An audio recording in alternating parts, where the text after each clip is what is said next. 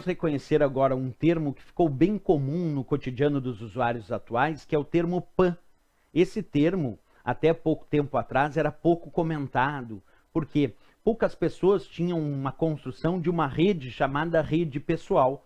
Mas com o passar dos anos, nós começamos a obter um mesmo usuário, ter um smartphone, ter o seu tablet, ter o seu laptop e ainda de repente em casa ter o seu desktop. Imagina essa modelagem, um mesmo usuário ter vários dispositivos como um smartphone, como um tablet e como o seu laptop, como eu disse antes. Então ele tem vários dispositivos de uso pessoal.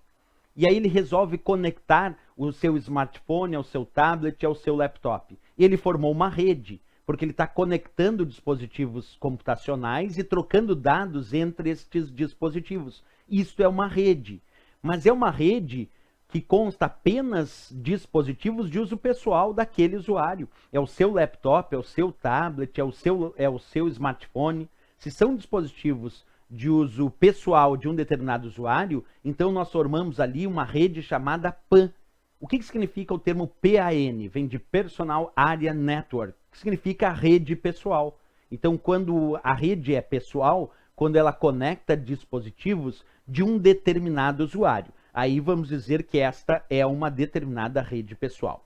Um outro ponto aqui, então, pensando nisso, nós poderíamos identificar facilmente uma rede pessoal numa prova de concurso, se de repente lá, quem fez a questão resolveu indicar que o determinado usuário tem o seu smartphone, que o usuário tem o seu laptop, que o usuário tem o seu tablet, e que ele resolve então conectar esses diversos dispositivos, por exemplo, numa rede sem fio, e até numa conexão, por exemplo, Bluetooth, pode ser, e aí resolve conectar esses três dispositivos entre si para sincronizar os arquivos que estão no laptop, com os dados que estão no smartphone, com os arquivos que estão no tablet. Ele quer sincronizar para deixar os mesmos dados nestes três dispositivos com sincronia, para ele ter acesso a esses dados sincronizadamente entre esses dispositivos. Então ele quer conectar para sincronizar os dados entre esses dispositivos. Portanto, se ele foi criar uma rede que é de uso único e exclusivo dele,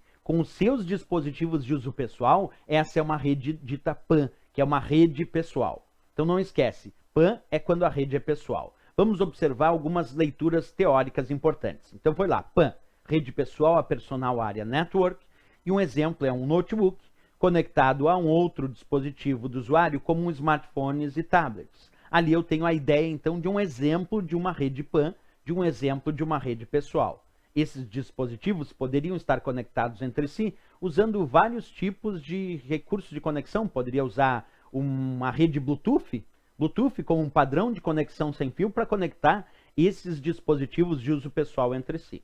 Ok? Continuando a leitura. Rede que permite comunicação entre dispositivos de uso pessoal de um determinado usuário. Por isso que vai ser chamada de PAN, uma rede de uso pessoal. Ok?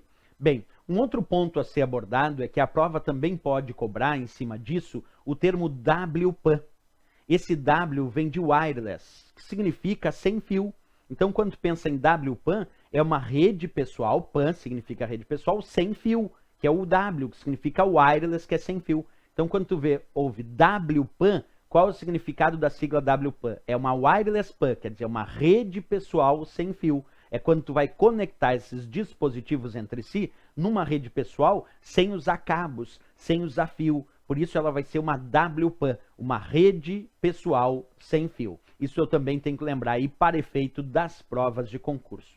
Bem importante isso, porque seguido a gente estuda a abrangência das redes, como LAN, que é a rede local, MAN, que é a rede metropolitana, e WAN, que são redes de longo alcance, que a gente ainda vai estudar nas próximas aulas. Mas é muito importante saber o que significa PAN também, que é a rede pessoal, e WPAN, que é a rede pessoal sem fio. Não pode esquecer dessas dicas importantes aí para as provas de concurso.